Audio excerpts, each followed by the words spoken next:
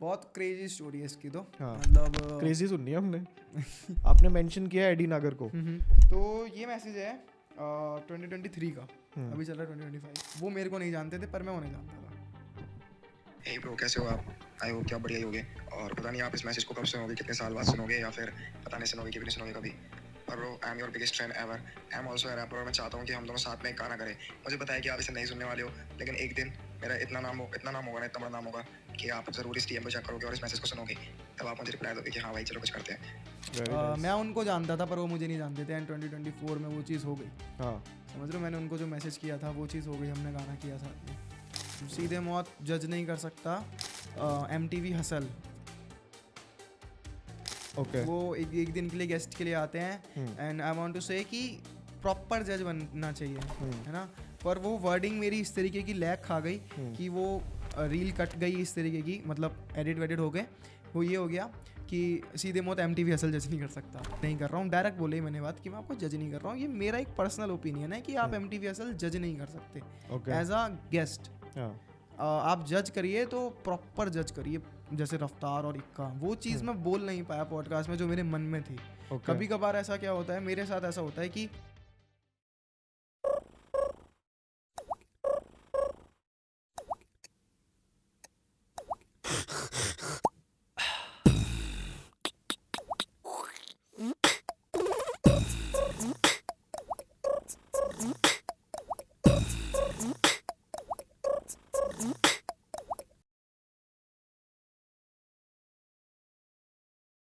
Hey yo, what's up guys? My name is Kantasru. Welcome to another DHH podcast. Today we have someone जो कि Instagram पे viral चल रहे हैं, the one and only Tushar नागर भाई। कैसे हो? लेट्स गो भाई, कैसे हो आप? कैसे हो भाई? बहुत बढ़िया, बहुत बढ़िया। काफ़ी देर से बातें चल रही हैं, मज़ा आ रहा है। थोड़ा डीजी हो रखा हूँ आज, थोड़ी नींद आ रही है, पर चलो बात करते करते आगे बढ़ेंगे। और बताओ क्या चल रहा है? बस भाई गाने बन रहे हैं, गाने चल रहे हैं और म्यूजिक सही फट रहे हो इंस्टाग्राम के ऊपर? हाँ, अब थोड़ा लोगों को पसंद आ रहे हैं गाने। हाँ, थोड़ा सा अच्छा लग रहा है तो फिर वही सब चल रहा है भाई। जैसा आप देख रहे हो वैसा ही चल रहा है बिल्कुल। बहुत सही, बहुत सही। आपके गाने सुने मैंने, वो GTA life and then feel और रील। मतलब अगर GTA लाइफ की बात करें तो गाने का थॉट कहाँ से है? Because that is entirely different. जैसे DHH में हम देखते हैं जनरली कि एवरीवन इज बार्स ऐसी आती हैं कि कुछ लाइफ से रिलेटेड या कुछ भी, वेर इन अगर मैं आपको देखूं तो आपका कंटेंट आता है थोड़ा डिफरेंट। हाँ, आप थोड़ा सा स्टोरी टेलिंग एंड रिलेटेबल जो कंटेंट होता थोड़ा है, आम funniest, जिंदगी है ना, हाँ। वैसा वाला। सो वो थॉट कैसे? ब्रो, थॉट प्रोसेस तो ऐसा है कि कभी कभार मैं चीज़ें ऐसे सुन लेता हूँ कि मन करता है इसके बारे में बात की जाए, इसको गाने में लिखा जाए।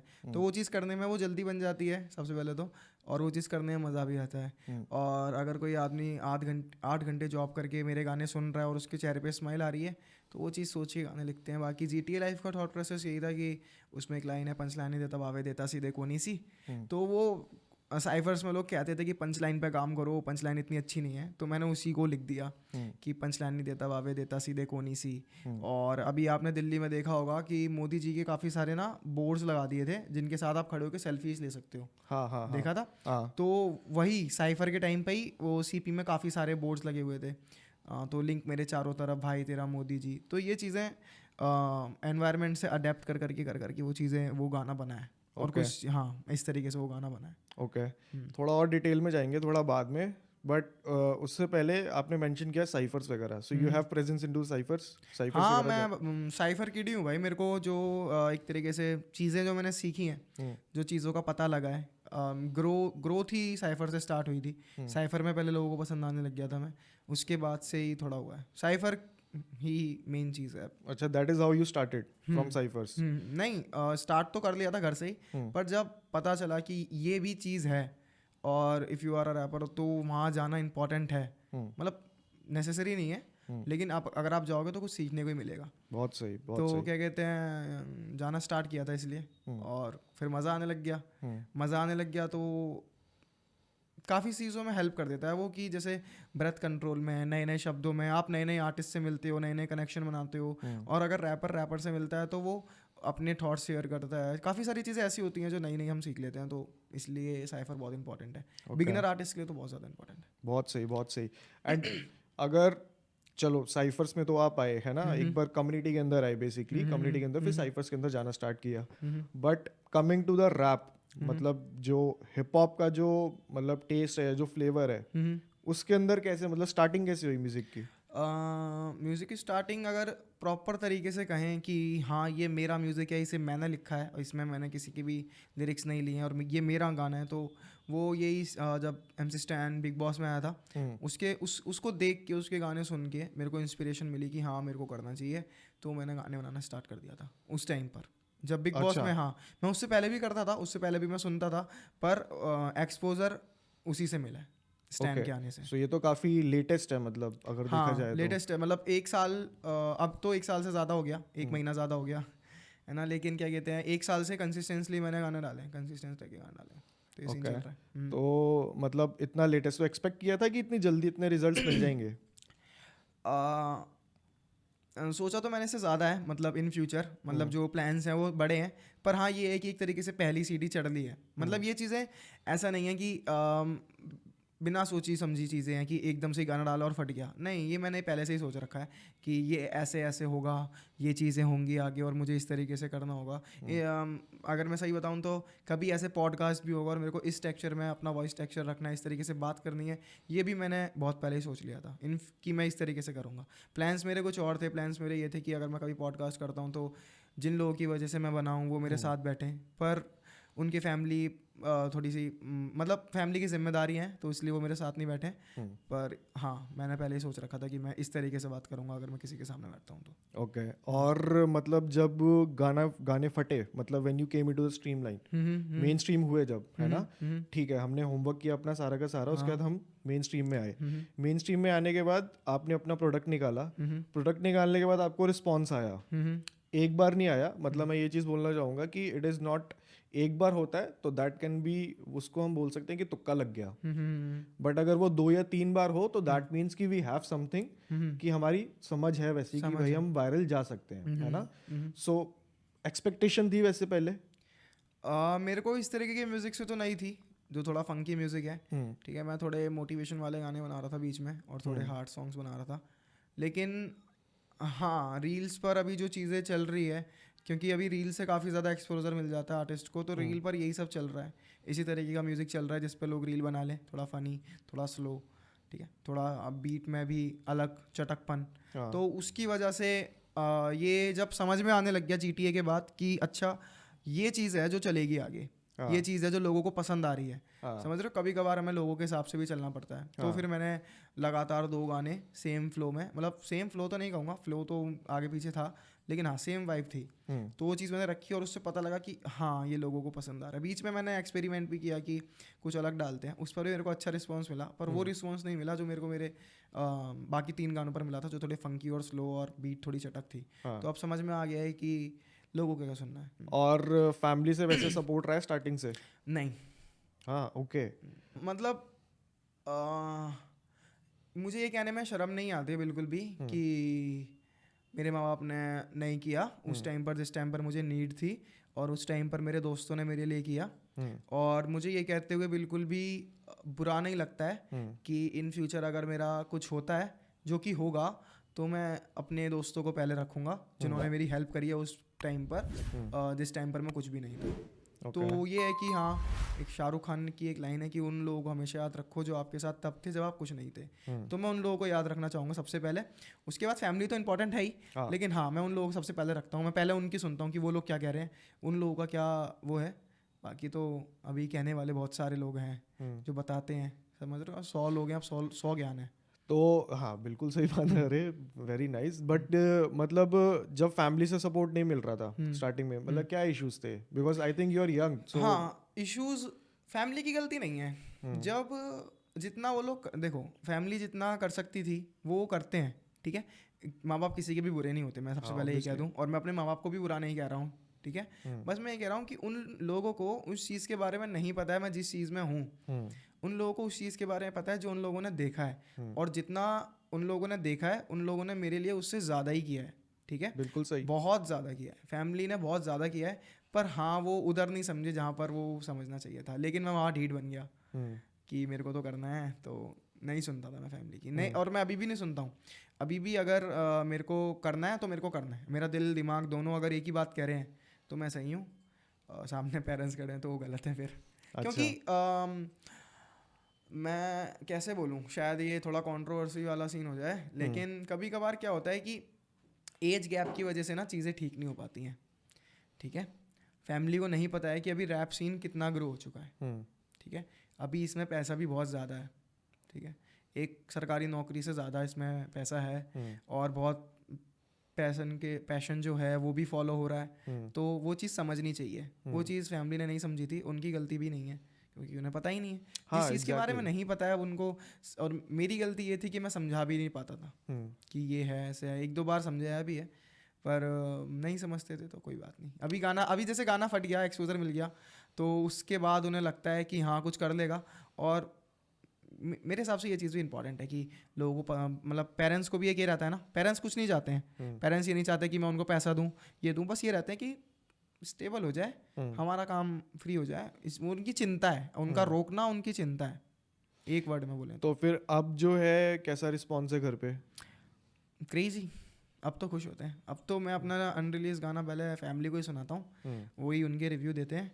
और मम्मी का तो ये है, ये गाना तो उड़ेगा, तू क्यों टेंशन ले रहा है। पापा का है कि हाँ अगर उसमें कोई कमी है तो वो ज़रूर बता देते हैं अच्छा। कि इसमें ये चीज़ें हैं, इसको ठीक कर लो, और इसमें नहीं कर सकते तो अगले गाने में ध्यान रखना। अब ये हो गया है, पहले तो मैं सुनाता ही नहीं था, पहले तो पता ही नहीं था कि मैं ये भी करता हूँ। चलो अब थोड़ा सा हम आएंगे अब रैप के ऊपर, रैप जर्नी के ऊपर। व्हेन यू राइट सॉन्ग्स, खुद लिखते हो आप, है ना? So when you write songs, so obviously there are certain observations जिसके ऊपर आप वो करते हो, उसको पूरा स्ट्रक्चर करते हो। ठीक है।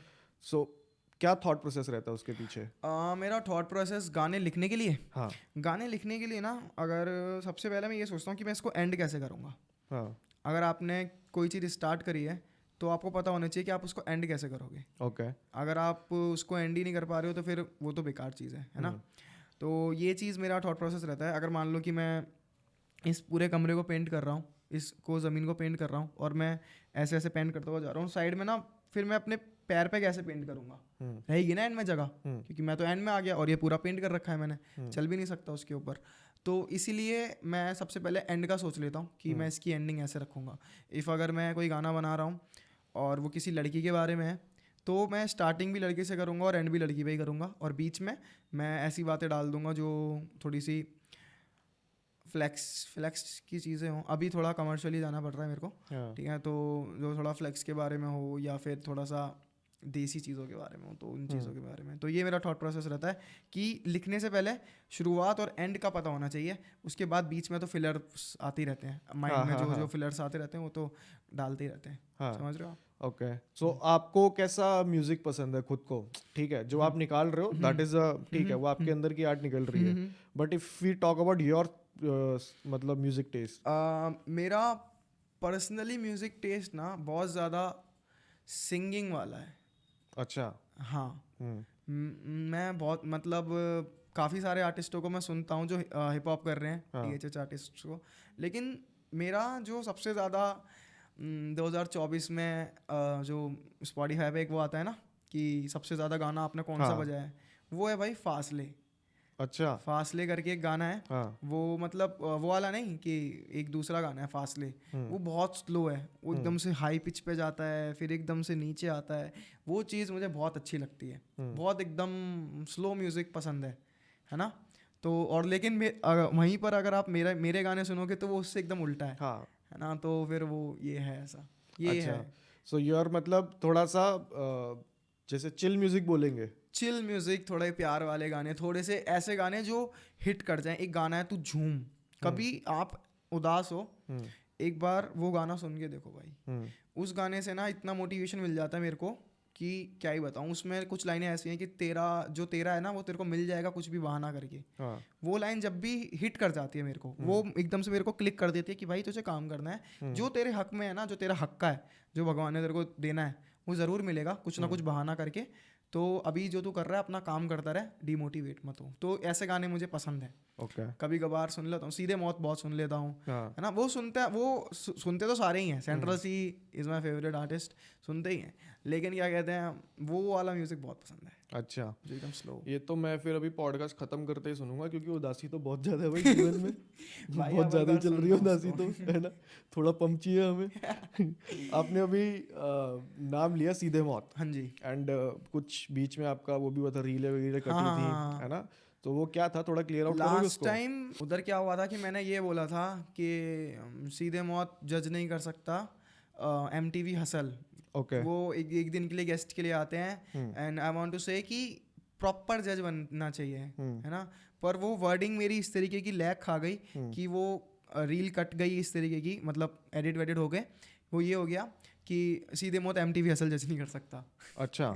वो इस तरीके से हो गया। और आप अगर वो पॉडकास्ट देखोगे ना तो आपको भी यही लगेगा, लेकिन मैंने एंड में इस तरीके से बोला है कि ये मेरा पब्लिक ओपिनियन है। ये अगर सीधे मौत दोनों में से कोई भी एक देख रहा है तो भाई मैं आपको जज नहीं कर रहा हूँ, डायरेक्ट बोले ही मैंने बात कि मैं आपको जज नहीं कर रहा हूँ, ये मेरा एक पर्सनल ओपिनियन है कि आप MTV असल जज नहीं कर सकते ओके। As a guest.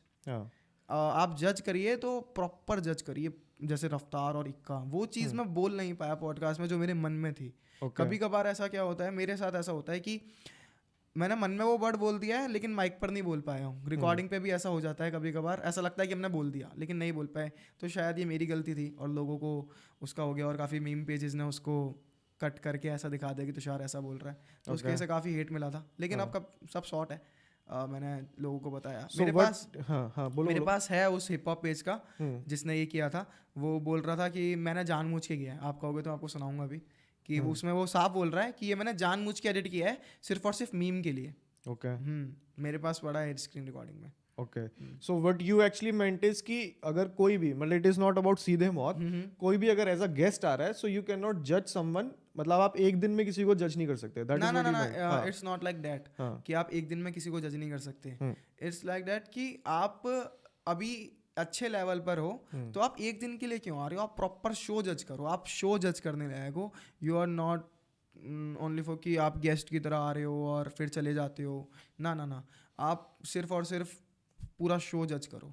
ऐसा मेरा कहने का मतलब था, जो कि नहीं ठीक से हो पाया। बट हम इसमें अगर थोड़ा सा स्ट्रेच करें, इफ आई वांट, मतलब दिस इज ओनली, हम ओपिनियन बेस्ड बात कर रहे हैं, हाँ जी। सो इसमें कोई वो नहीं है, हर इंसान, हर इंडिविजुअल का अपना एक ओपिनियन है, वो ओपिनियन रख सकता है। सिंपल सी बात, एड्रेस करना जरूरी है। बिल्कुल। सो अगर मतलब इस चीज को देखें तो सीधे मौत अगर है, मतलब दे आर डूइंग गुड, है ना, सो व्हाई डोंट, आपको ऐसा क्यों नहीं लगता कि वो लोग जो है वो जज नहीं कर सकते? मुझे ऐसा क्यों लगता है? हाँ, मतलब उसके पीछे क्या, वो क्या है कि भाई वो जज नहीं कर सकते? अगर मैं इस तरीके से कहूँ कि टेक्निकली अगर रैप को देखा जाए, अगर कोई रैप शो है तो थोड़ी सी टेक्निकलिटी कहते हैं उसको, हाँ वो चीज़ आनी चाहिए ना। मैं कोई नहीं होता हूँ जज करने वाला, मैं फिर से वो चीज़ बोल देता हूँ बार बार कि मैं कोई जज करने वाला नहीं होता हूँ। जस्ट लाइक EPR वो चीज़ें पकड़ लेते हैं कि भाई ये राइमिंग इस तरीके की हो जाती है, लाइक एक होता है कि रैपिंग के बारे में पढ़ा हुआ है, ठीक है, जैसे कृष्णा ने रैपिंग को पढ़ा हुआ है प्रॉपर, ठीक है। सीधे मौत रैपिंग को जीते हैं और EPR ने और कृष्णा ने उन्होंने उसको पढ़ा हुआ है, तो डिफरेंस है, ठीक है। पढ़ा हुआ बंदा ना कमी निकाल सकता है, लेकिन जीने वाला बंदा सिर्फ ये देखता है कि साउंड अच्छा कर रहा है या नहीं कर रहा है। जैसे कि मैं भी पढ़ा हुआ नहीं हूँ, मैं जीता हूँ। अगर आपकी राइमिंग भी मैच नहीं हो रही है, आप कुछ भी नहीं कर रहे हो, लेकिन वो सुनने में अच्छा लग रहा है, तो मैं कहूँगा कि ब्रो 10 में से 10 अच्छा लग रहा है। लेकिन वहीं पर जिसने रैप को पढ़ा हुआ है कि कैसे रैप होता है, कैसे राइमिंग्स होती हैं, क्या क्या होता है, तो वो कहीं ना कहीं कह देगा कि इसमें ऊपर नीचे करके ई को इस ई बोल के ऐसे ऐसे करके आप कर सकते हो। तो ये डिफरेंस है, ये मेरा कहना है। मेरे को नहीं पता कि सच में ऐसा है या नहीं, पर मेरा माइंड ये कहता है, तो मैंने आपको वो चीज़ बताई है। Okay, but because you also go to cyphers, हाँ जी, आप भी जैसे साइफर्स, तो साइफर्स इज अ कल्चर, मतलब वो बेसिकली कल्चर है ना, एंड समवन जो कि कल्चर से आ रहा है, जैसे सीधे मौत, दे यूज्ड टू बैटल, है ना, रैप बैटल करते थे, वो कल्चर से आ रहे हैं, ठीक है। सो अगर हम शो की बात करें फॉर एन एग्जांपल, अगर वहाँ पर EPR है ना, हु इज टेक्निकल, अगर वो टेक्निकल बता रहा है, देन देयर इज समवन जो थोड़ा सा कमर्शियल साइड बता रहा है, ठीक है, and then there is someone like सीधे मौत कि जो रैप बैटल्स करके आ रहे हैं। सो डोंट यू थिंक कि वो एलिमेंट भी जरूरी है, बिकॉज दे वुड नो? हाँ ऑब्वियस सी बात है कि वो चीज़ भी ज़रूरी है। वो लोग भी तभी तो इन लोगों में जो जजेस होते हैं आप देखोगे कि आनाकानी हो जाती है हाँ, ना, exactly. कि नंबर Difference of क्यों, opinion. हाँ हाँ. कि तूने नंबर क्यों काट दिए, ये वो तो अच्छा था। तो वो इसी वजह से होता है ना कि वो लोग अलग उससे आए हैं, डीएमसी अलग उससे आई है और राघा भाई अलग उससे आए हैं, तो वो कहीं ना कहीं माइंड एक जैसा नहीं होता है। हाँ, इसलिए, और ये भी ज़रूरी है भाई, है ना। एग्जैक्टली हाँ। वैसे हसल देखा आपने? नहीं, मैंने इस बार का हसल बिल्कुल भी फॉलो नहीं किया। देखो, बीइंग सीधे मौत फैन तो बिल्कुल भी नहीं देखना चाहिए, क्योंकि वो खुद हसल के खिलाफ हो गए थे बीच में, हाँ. क्योंकि अब ये जो सीन हुआ था रोहन के साथ, तो क्यों ही मैं देखूंगा।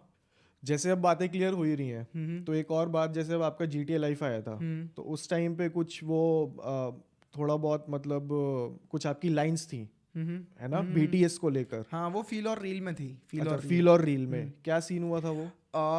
फील और रील करके गाना था, उसमें एक लाइन थी, छोटी छोटी बच्ची यहाँ पे BTS की फैन, इन निब्बियों को पता नहीं क्या होता असली मैन। ओके। हाँ, तो बेसिकली भाई वो लाइन सच में मैंने फील करके लिखी थी, क्योंकि मैंने देखा कि एक लड़की अपने पापा के अकाउंट से सारे पैसे निकाल के और एकदम कोरियन लुक लेके भाग रही है, मतलब समझ रहे हो आप, पानी से कोरिया जाने की ट्राई कर रही हो, पानी में कूद गई और तैर के जाने के लिए कोशिश कर रही है कि मेरे को कोरिया जाना है। अच्छा। तो ये एक मैडनेस हो गई, एक मैड फैन हो गया। कोरिया में इंडियंस के साथ बहुत बेकार चीज़ें होती हैं, हाँ. है ना, उस तरीके से ट्रीट नहीं किया जाता जिस तरीके से हम लोग कर रहे हैं उनको, तो वो चीज़ गलत लगी थी। तो उस चीज़ के बारे में मैंने लाइन बोली थी। तो उसके बाद क्या होता है कि स्पैम होती हैं गालियाँ बहुत सारी की सारी फेक अकाउंट होते हैं, वो सारे के सारे फेक अकाउंट होते हैं, है ना। Fake account in the sense कि वो फ़ैन पेजेस होते हैं BTS के, जो इंडिया में या फिर पाकिस्तान में या फिर किसी और कंट्री से वर्क कर रहे हैं। बस वो क्या करते हैं कि 1-1.5 लाख लोगों का ग्रुप होता है, उसमें वो गाने का लिंक या रील का लिंक डाल देते हैं कि भाई गाली बको, इसने ऐसा करा है BTS को, हमारा तो देवता है ये वो फलाना का ना। ओके। तो वो चीज़ उसके बाद बहुत सारी गाली पड़ी थी। स्टिल भाई, मैं स्टिल वही चीज़ कह रहा हूँ, मैं अभी भी BTS आर्मी जो है, जो फैंस हैं, जो मैड फैंस हैं, ठीक है, मैं ये नहीं कह रहा भाई, देखो फैन तो एक अलग चीज़ होती है, जो पागल हो गए हैं ना, वो बहुत बेकार चीज़ है। मेरे एक कमेंट था भाई, एक कमेंट पढ़ा था मैंने, जिसमें ये लिखा हुआ था कि BTS से रेप करवाना, 7 जनों से रेप करवाना, इट्स नॉट अ क्राइम, वो ड्रीम है। ये मेंटलिटी है लड़कियों की। ओके, ये तो बहुत ज़्यादा डीप है। ये मेंटलिटी, ये कमेंट मैंने पढ़ा है भाई आंखों से, अगर आप बोलोगे तो मैं अभी आपको वो कमेंट भी दिखा दूंगा अपने फ़ोन में। तो ये मेंटलिटी है, उस मेंटलिटी को देखते हुए वो लाइन मैंने डाली थी, ठीक है। उसके बाद काफ़ी हेट मिला था, मतलब मेरे 5 मिलियन थी वो रीच जब GTA चल रहा था, उसके एक रात में 20 मिलियन हो गई थी वो। सोचो आप कितनी गाली खाई होगी मैंने, पर मुझे कोई फ़र्क नहीं पड़ा, क्योंकि मैं गलत नहीं था। मैंने BTS को तो बिल्कुल भी हेट नहीं दी थी, मैंने हेट दी है तो उन बच्चियों को जो गलत कर रही हैं, फॉर द मैडनेस, है ना, फॉर द मतलब इतनी बेकार अनहेल्दी मैडनेस, अनहेल्दी, बहुत ज़्यादा अनहेल्दी, अपने माँ बाप से लड़ रही हैं, ये वो तो गलत है। तो वो चीज़ को लेके मैंने बोला था, अभी भी हेट मिलती है। अगर दिन की 5 गाली ना खाऊं मैं YouTube पर, तो मेरे को रोटी खाने का मन नहीं करता। मैं देखता हूँ 5 गालियाँ हो गई आज की, ठीक है अब खाऊंगा। आप देख लो 3-4 महीने हो गए उस गाने को आए हुए, तब भी अभी तक गाली पड़ रही है, तो अभी कितना कल्ट है देख लो, है ना। तो ये चीज़ है भाई, आप यकीन नहीं मानोगे, ऐसी बातें बोल देते। 14 साल की बच्ची है भाई, मेरे से इतनी बुरी बुरी चीज़ें बोल रही है ना, बहुत ज़्यादा, कि पापा ने कॉन्डम यूज़ किया होता तो ये नहीं होता, बच गया ये वो, माफ़ी मांगो BTS से, ये वो। मैं क्यों माफ़ी मांगूँ जब मैंने छोटी छोटी बच्ची यहाँ पे BTS की फ़ैन, ठीक है, मैंने BTS को बोला है ना, मतलब BTS की फैंस को बोला है, जो कि रियलिटी है। हाँ, जो छोटी छोटी चीज़ें हैं, ठीक है, इन निब्बियों को पता नहीं क्या होता असली मैन, ठीक है। वो था, उसका पर्पस यही था कि बस जो छोटी छोटी बच्चियाँ हैं उनको थोड़ा सा पता लगे कि हम गलत रास्ते पे हो, और अभी भी आप गलत रास्ते पे हो। आप मुझे गाली बक के, मुझे कोई फ़र्क नहीं पड़ता भाई, मैं आपकी गाली ले ही नहीं रहा, मैं आपकी गाली पढ़ भी नहीं रहा। आप पैराग्राफ लिख के मुझे भेज रहे हो, नहीं पढ़ रहा। ये बैठा है, इससे पूछो, एक लड़की वॉइस मैसेज इतना बुरा कर रही थी, वॉइस मैसेज मैंने एक्सेप्ट करके उसको बस ये बोला कि व्हाट्स योर एज, ऐसे ऐसे, तो 14 साल की उसने एज बताई, और जो ऐसी बात बोल रही थी ना, बहुत बुरी। तो फिर पता लगता है मेंटेलिटी कैसी है और कैसे फैंस है BTS के। तो कोई दिक्कत नहीं है, आप क्या ही करें, गाली गा की आदत हो गई। ये तो मतलब चलो, हम तो जनरेशन ही हमारी पुरानी हो गई है, लेकिन स्टिल मतलब if someone is pointing out something, वो रियलिटी है। BTS, आप BTS के फैन हो, है ना, सो वो ठीक है, आप फैन हो, आप बिल्कुल बहुत मोहब्बत में हो BTS के साथ, that is all right. But spamming someone, as he said, की लाइन के अंदर ये है कि जो BTS की फैन, सो ठीक है BTS का नाम लिया, बट उसका मतलब ये नहीं है कि BTS को गलत बोला जा रहा है ना, आपको गलत बोला जा रहा है कि आप उतने मुद्दे नहीं, वैसे ही मतलब ओवर मैडनेस मत करो। मैडनेस मत दिखाओ, सीधे सीधे आप ये भी तो देखो कि कितने ही पागल हो गए हैं। और दूसरी चीज़ भाई, मेन चीज़ अपना इंडिया और इंडियन लोगों के साथ बहुत ज़्यादा गलत होता है कोरिया में। मैंने अब काफ़ी बहुत चीज़ें देखी है ना इंटरनेट पर और यूट्यूब पर भी कि ये गलत है या सही है। जब चीज़ें पता लगी तो गलत होता है, एक्चुअल में गलत होता है। तो वो चीज़ें देख के ना इन्हें पता लगना चाहिए कि भाई थोड़ा सा कम कर लेते हैं तो सही रहेगा हमारे लिए। मैं उन बच्चियों की बात कर रहा हूँ जो है ना, मैं खुद बच्चा हूँ लेकिन थोड़ा सा है, मेरे को भी दिमाग है थोड़ा। ठीक है, आपने मेंशन किया एडी नागर को, तो उनको कैसे मतलब मिले कैसे और कैसे कांटेक्ट में आए? बहुत क्रेजी स्टोरी है इसकी तो। मतलब क्रेजी सुननी है हमने। इसकी बहुत क्रेजी स्टोरी है। मेरा फ़ोन मिल सकता है मेरे को? तो ये मैसेज है 2023 का, अभी चल रहा है 2025। तो मैंने उनको ये मैसेज किया था जब वो मेरे को नहीं जानते थे पर मैं उन्हें जानता था। हे ब्रो, कैसे हो आप? आई होप कि आप बढ़िया ही होगे। और पता नहीं आप इस मैसेज को कब सुनोगे, कितने साल बाद सुनोगे, या फिर पता नहीं सुनोगे कि भी नहीं सुनोगे कभी। पर bro, I am your biggest fan ever. I am also a rapper और मैं चाहता हूँ कि हम दोनों साथ में एक गाना करें। मुझे पता है कि आप इसे नहीं सुनने वाले हो, लेकिन एक दिन मेरा इतना नाम होगा ना, इतना बड़ा नाम होगा कि आप ज़रूर इस DM को चेक करोगे और इस मैसेज को सुनोगे। तब आप मुझे रिप्लाई दोगे कि हाँ भाई चलो कुछ करते हैं। तो मेरे को वेट है उस दिन का, बस और कुछ नहीं। आपके साथ ज़रूर एक गाना करना है मेरे को, मेरी पूरी ज़िंदगी में एक बार आपके साथ एक गाना ज़रूर करना है। ये 2023 का वॉइस मैसेज है जो मैंने उनको सेंड किया था। मैं उनको जानता था पर वो मुझे नहीं जानते थे। एंड 2024 में वो चीज़ हो गई। समझ रहे हो, मैंने उनको जो मैसेज किया था वो चीज़ हो गई, हमने गाना किया साथ में। तो मैंने काफ़ी कुछ सीखा है उनसे। लाइक जो अभी मैं यहाँ बैठ के बात कर रहा हूँ इतने अच्छे तरीके से, जो मेरे वर्ड्स हैं इतने थोड़े क्लियर आ रहे हैं। मैं बहुत ज़्यादा वर्ड्स में ना जल्दी बोलता हूँ जब, तो अटक जाता हूँ, थोड़ा स्लिप हो जाता हूँ। स्पीच फास्ट है। लेकिन वो मैसेज में भी सुनी मेरे को। हाँ, वो थोड़ा 1x पे चल रहा है ना। तो क्या कहते हैं, उन्होंने ही सिखाया है कि पेशेंस रखो। ठीक है, यूनिवर्स को तुम्हें जब कोई चीज़ देनी होगी तो वो खुद देगा, बस तुम मेहनत करते रहो। और उनको मेरे पे भरोसा है कि मेरा कुछ ना कुछ होगा तो ज़रूर होगा।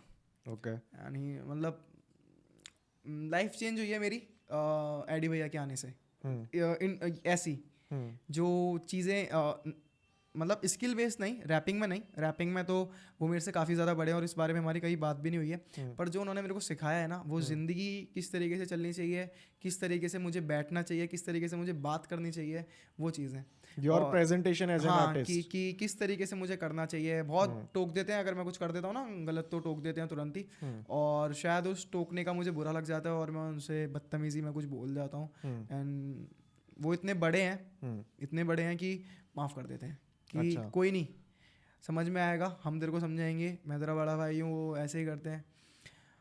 बस यही लगता है कि अब मेरे को जब मैं बैठता हूँ, जैसे अभी मैं बैठा हुआ हूँ, तो मेरे एकदम से मैं गिल्ट ट्रिप में चला गया कि मैंने उनका दिल दुखाया है। ऐसी बातें बोल दी हैं कभी कभी कि जो नहीं बोलनी चाहिए थी।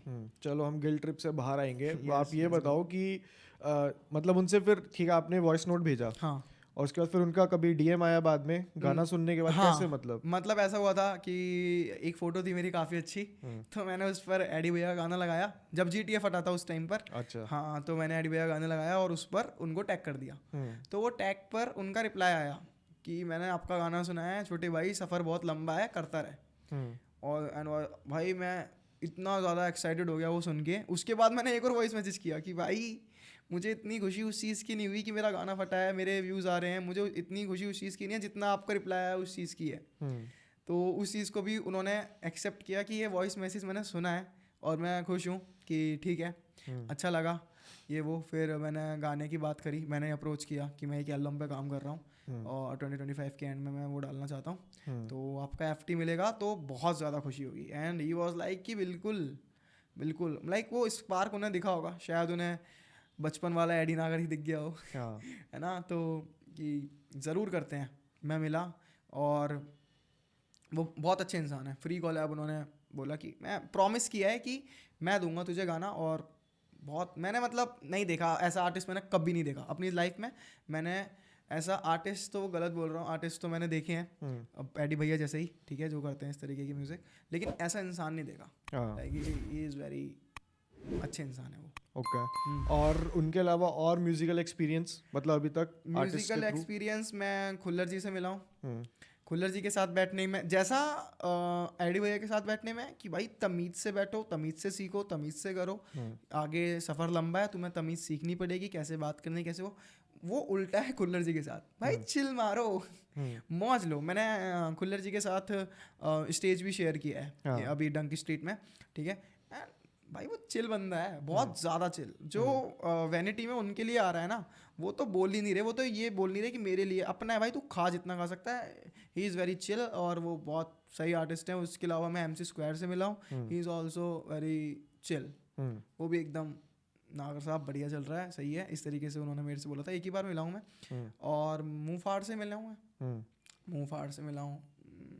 मुँह फाड़ की तो पूरी EP हमने पहले सुन ली थी उसी रात, एक रात हम लोग साथ बैठे थे। अच्छा। तो जो उनके अनरिलीज ट्रैक थे वो हमने पहले ही सुन लिए थे, खुल्लर जी के अनरिलीज ट्रैक पहले ही सुन लिए थे। तो वो चीज़ हमारे लिए बहुत ग्रेटफुल थी कि भाई जिस चीज़ का हम लोग इंतज़ार करते हैं, जस्ट लाइक किसी भी आर्टिस्ट के साथ आप बैठे हो, जैसे हम फ्रोजी जब गाना रिलीज नहीं हुआ था ना, वो गाना हमने पहले ही सुन लिया था। हाँ, ठीक है, ऑब्वियसली आप पहले सुन लेते। हाँ ठीक है, हमने पहले ही सुन लिया था। खुल्लर जी का जो गाना है हमने पहले ही सुन लिया था, जो अभी एक रिसेंट ट्रैक आया है, एडी भैया का जो ट्रैक आया है पहले ही मैंने सुन लिया था। तो ये चीज़ ना बहुत अच्छी लगती है कि भाई हमने कुछ अचीव किया है कि हम पहले सुन पा रहे हैं आर्टिस्टों के गाने। हाँ, तो बहुत अच्छा लगता है। कुछ ऐसे कोलैब्स भी हैं जो एकदम बिना सोचे समझे वाले होंगे, जो इस तरीके का कंटेंट आने वाला है, मैं नाम नहीं लेने वाला बिल्कुल भी, लेकिन बहुत क्रेजी चीज़ें आने वाली हैं। खुल्लर भाई की तरफ से तो बैंगर्स आने वाले हैं, एडी भैया की तरफ से तो तबाही चीज़ आने वाली हैं। तो ये है चीज़ें कि बहुत तगड़ी तगड़ी चीज़ें रास्ते में है, बस हिप हॉप उठने वाला है ऐसे करके। सो when you sit with these people, है ना, जो ऑलरेडी मार्केट में है, हाँ, सो कुछ सीखने को मिलता होगा। बहुत कुछ, जैसे कि सबने कुछ ना कुछ सिखाया है, सबने एक ना एक चीज़ सिखाई है। तो अगर हम कि हर एक आर्टिस्ट की एक एक बात करें, अगर हर एक आर्टिस्ट की हम एक चीज़ बोलें, तो सबसे पहले एडी भैया, जिनको मैं सच में अपना बड़ा भाई मानता हूँ, तो उनकी तरफ से मैंने यही सीखा है कि एक ही वर्ड बोलना है ना, पेशेंस रखो। उनकी तरफ से मैंने यही सीखा है कि ठंडा रहकर, बहुत बोलता है कम बोला कर, ठीक है। खुल्लर जी की तरफ से जो मैंने सीखा है, स्किल्स पर काम कर। ओके। हाँ, वो हर बार मेरे से यही कहते हैं, ब्रो बॉक्स में कैद मत हो, तू बॉक्स में कैद हो गया है। उसको उनको पता है ये वाली बात कि मैं बॉक्स में कैद हो गया था बीच में, मतलब मेरे सारे गाने सेम फ्लो जा रहे थे, सेम चीज़ें हो रही थी। अलग चीज़ ट्राई कर, स्किल्स पर काम कर, बीट बनाना भी सीख, मिक्स मास्टर सीख, तुझे क्या आता है क्या नहीं आता, ठीक है। तो इस चीज़ के बारे में, ठीक है, MC स्क्वायर भाई से मिला था तो उनसे मेरी इतनी मुलाकात नहीं हुई थी, बट जो मैंने उनसे सीखा है इट्स नथिंग, क्योंकि मेरी उनसे उतनी बात नहीं हुई, तो मैं क्या ही सीखूंगा उनसे। वो तो चिल रहते हैं ना, है ना, लेकिन मैं खुल्लर जी के साथ और उनके साथ बैठा हुआ हूँ एकदम अच्छे से, तो मेरे को पता है कि उन्होंने मेरे को क्या सिखाया है। मुफाड़ के संग भी मैं पूरी रात बैठा था, तो उनकी तरफ से मेरे को ये सीखने को मिला है कि जैसे कमर्शियल और हिप हॉप को मिक्स करना है। ओके। तो आप वो जिंदगी जियोगे जो आप जीना चाहते हो। अभी हमारी जैसे एक बात चल रही थी पेजेस को लेकर इंस्टाग्राम पे, है ना, so what's your take on that?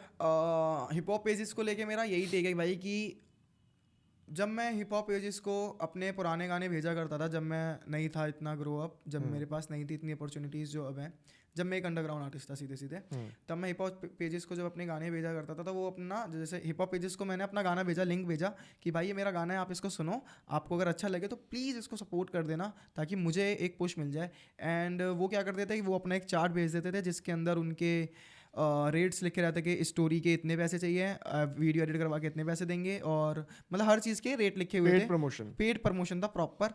And I was like कि यार क्यों मतलब ऐसा कर रहे हो, जो अंडरग्राउंड आर्टिस्ट है वो तो फिर दवाई रह जाएगा। तो वो चीज़ मेरे को उस टाइम पर लगती थी, लेकिन जब मेरा गाना फट गया GTA लाइफ, और फिर उसके ऊपर वही हिप हॉप पेजेस जिसको मैंने मैसेज कर रखा था, मतलब मैंने 4-5 को नहीं 15-20 को गया था, समझ रहे हो, 15-20 हिप हॉप पेजेस, और वो सेम चीज़ सबने की, मेरे गाने की रील बना के खुद एडिट करके खुद सब बढ़िया करके डाल दी, और मिलियन ऑफ व्यूज़ उन्होंने गेन किए। और मैं किलस गया उस चीज़ को देख के, किलस गया इन द सेंस बहुत ज़्यादा किलस गया कि क्यों गाना फट गया, तो अब क्यों आ रहे हो, और जो मेरे पीछे मेरे से अच्छे गाने बना के बैठे हैं जिनके पास व्यूज़ नहीं है उनका क्या, है ना।